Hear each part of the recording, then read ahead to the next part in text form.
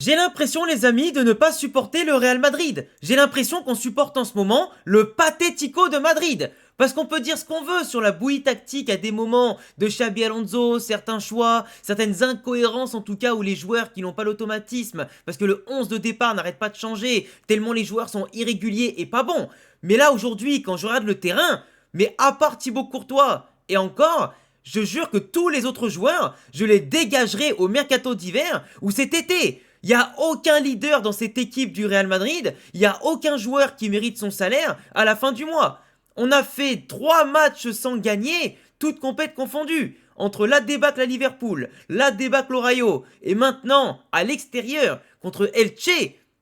Mais là, les amis, c'est trop.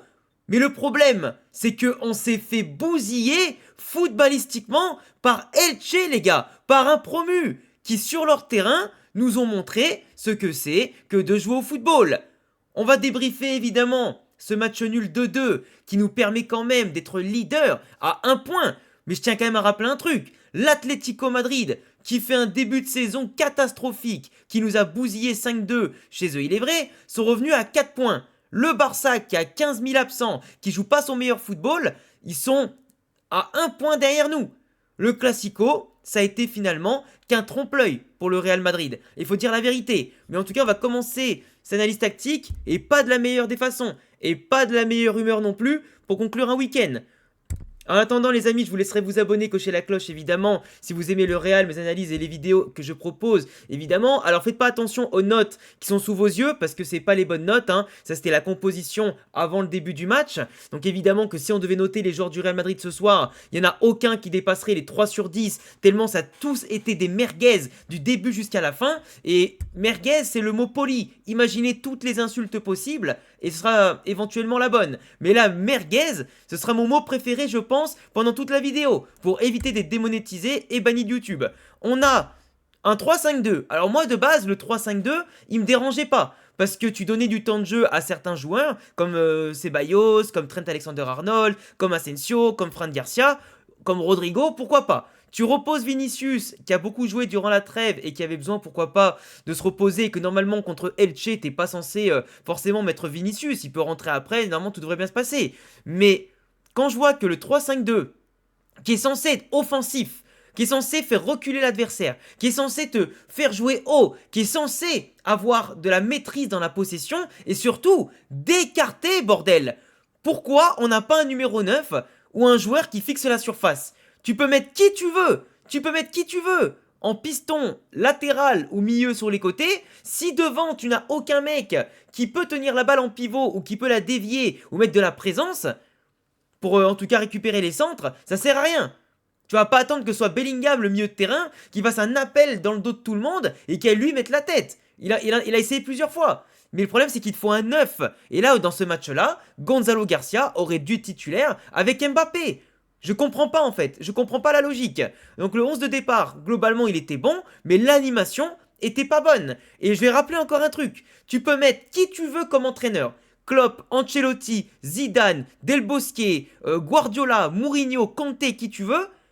Quand les joueurs, ils ont pas de couilles, pas d'intelligence, pas de niveau technique, pas de tactique au niveau de tout ce que tu veux, et que footballistiquement, on a que des merguez, tu peux pas jouer au football. Moi je te dis, Xabi Alonso, c'était un excellent joueur, un des plus grands joueurs espagnols de l'histoire, à son poste et globalement des milieux de terrain du monde. Le mec, évidemment que quand il voit des joueurs dans son équipe pas capables de faire une passe, pas capables de faire un contrôle, pas capables de faire quoi que ce soit, mais tu m'étonnes que le mec il pète un plomb. Et tu m'étonnes finalement qu'il a beau faire des séances tactiques ultra longues avec des vidéos, en tout cas pour détailler chaque chose, etc., ou contrôler la vie des joueurs, et en tout cas leur imposer tactiquement des choses. Mais tu m'étonnes que les mecs ils comprennent pas. C'est tous des abrutis sur le terrain. C'est tous des abrutis. Ils savent pas se déplacer. Ils savent pas utiliser le ballon. Le temps qu'ils contrôlent, qu'ils lèvent la tête, qu'ils voient qui l'a donné. Et ils ont perdu 3 heures. Même le pressing d'Elche nous a fait mal. Même les sorties de balles d'Elche nous ont fait mal. Là, au niveau de la bouillie tactique qu'on a eu aujourd'hui, Mbappé, comme d'habitude, qui décroche je ne sais où. Les joueurs, t'as 1, 2, 3, 4, 5, 6, 7 joueurs dans la même zone. Mais personne pour écarter. Rodrigo qui vient s'installer ici, mais il n'y a aucun relais ici. Arnold qui est sur le côté là-bas, mais t'as aucun milieu de terrain qui a l'intelligence d'aller se foutre dans le demi-espace, au cas où si la balle elle ressort par là-bas, au cas où faut apporter du jeu, au cas où faut apporter des solutions.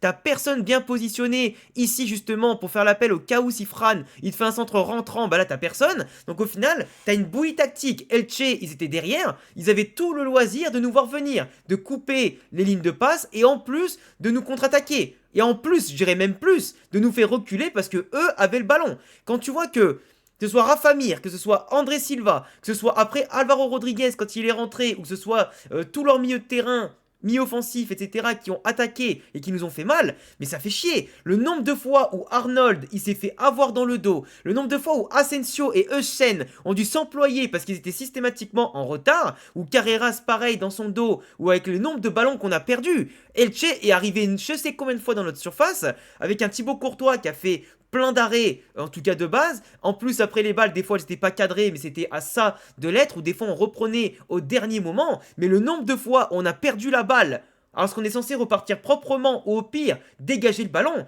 Mais là, on le perdait dans les pieds à vouloir tenter des dribbles, de se retourner, de faire des passes difficiles, alors qu'on sait même pas faire une passe à 5 mètres, les gars. À 5 mètres, on sait pas faire une passe. On n'est pas intelligent et on tente des choses qui auraient pu se finir en but. C'est ça qui est terrible.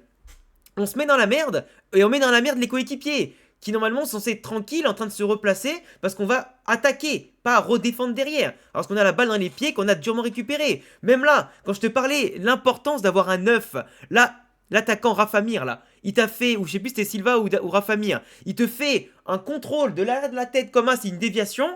Par-dessus Euchen qui est quand même très grand de base, mais l'autre, l'attaquant, il a pu se frayer en tout cas un chemin dans l'espace libre sur la déviation parce que nos 3 bourricots, on a 3 joueurs sur le même mec, comme si c'était pas suffisant d'en avoir un seul de base et 2 autres qui couvrent les espaces. L'autre il part, heureusement que Courtois, même en sortant un peu en retard, il a quand même pu gêner l'attaquant, mais c'est quand même extrêmement grave. Là, pareil, encore un centre en retrait avec Courtois qui s'emploie et ça revient encore sur un mec de Elche qui tire au-dessus au début de la deuxième mi-temps. Et ce qui devait arriver arriva. Elche a été meilleur que nous. Elche a ouvert le score avec un 1-0 de Febas qui est un ancien du Castilla et formé au Real Madrid. Avec une action où le mec il part quand même d'ici.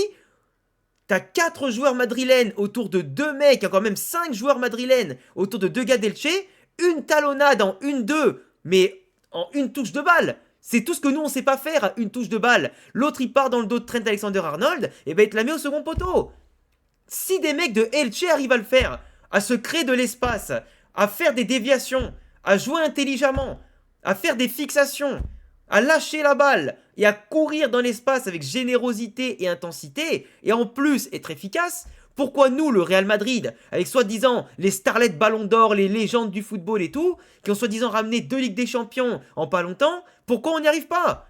Arrêtez de protéger les joueurs. C'est tous des merguez, pour pas dire d'autre chose. C'est des merguez, vos joueurs.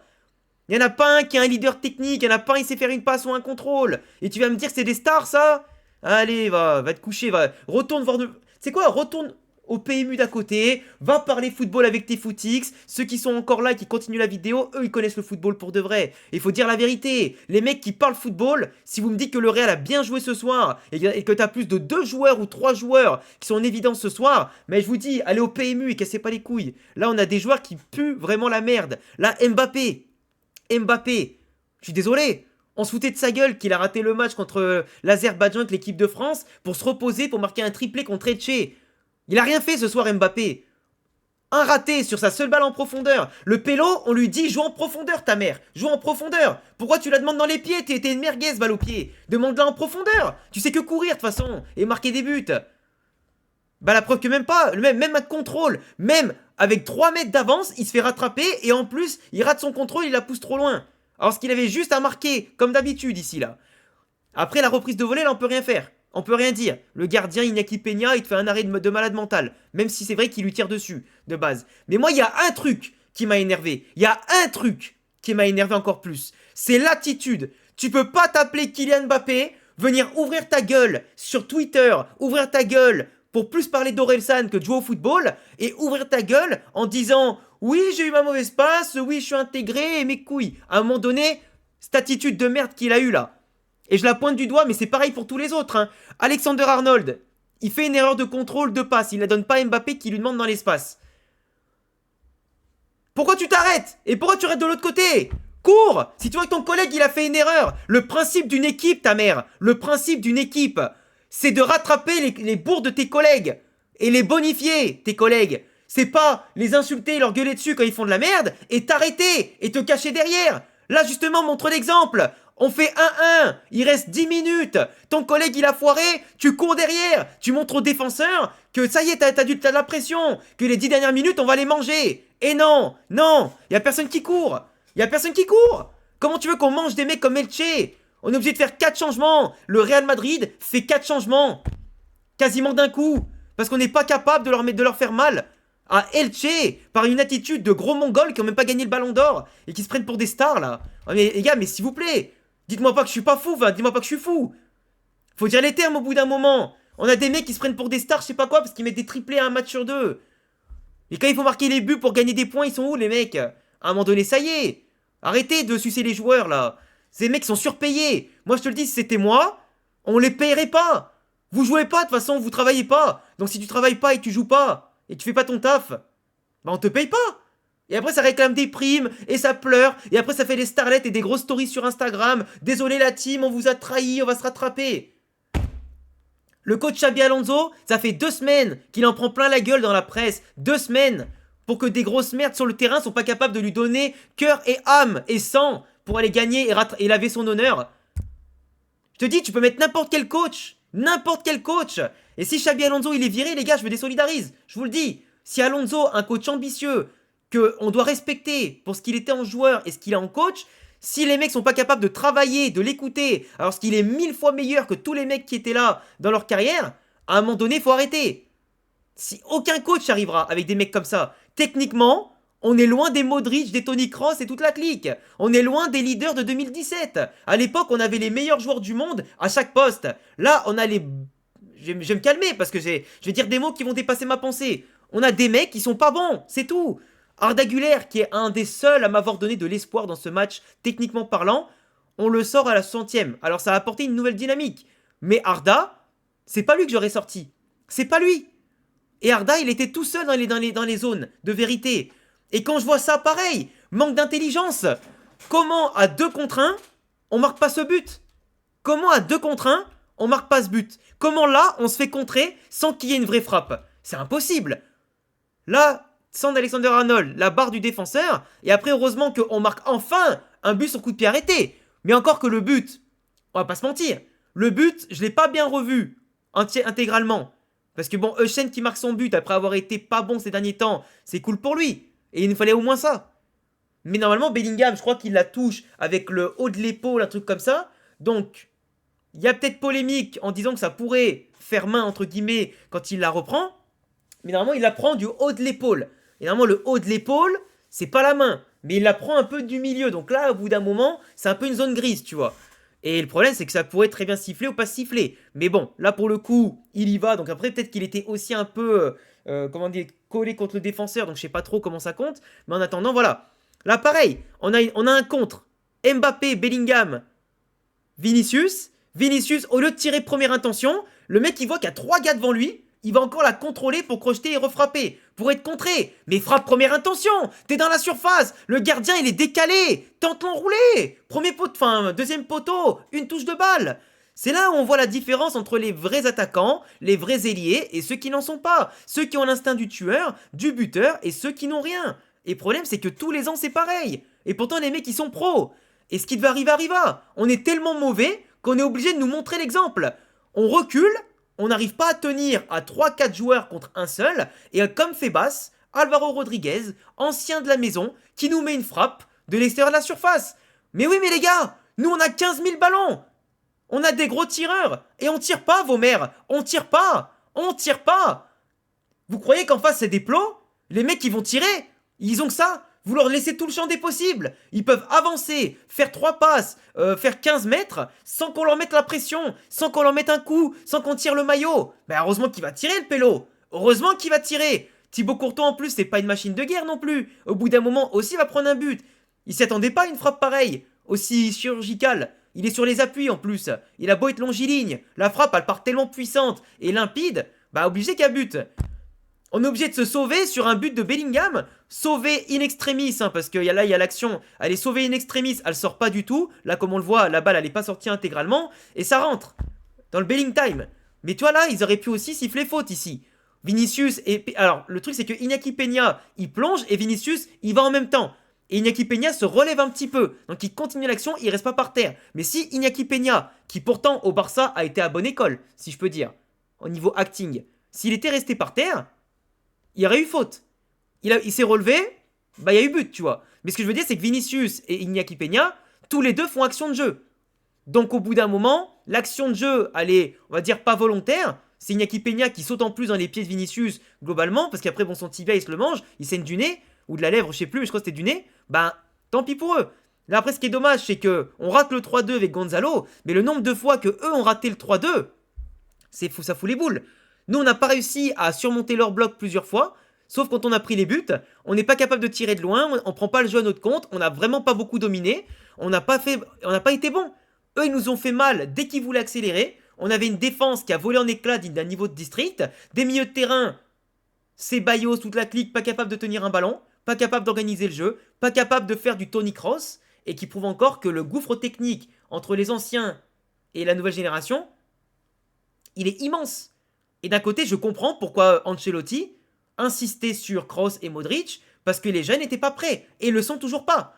Et ils le sont toujours pas. On n'a pas de leader, les gars. On n'a pas de leader. Ceux qui doivent marquer ne marquent pas. Ceux qui doivent défendre ne défendent pas. Ceux qui doivent faire le jeu ne font pas le jeu. Les super subs, bah ils font pas la diff. Et le problème, c'est qu'on n'arrive pas à gagner des points.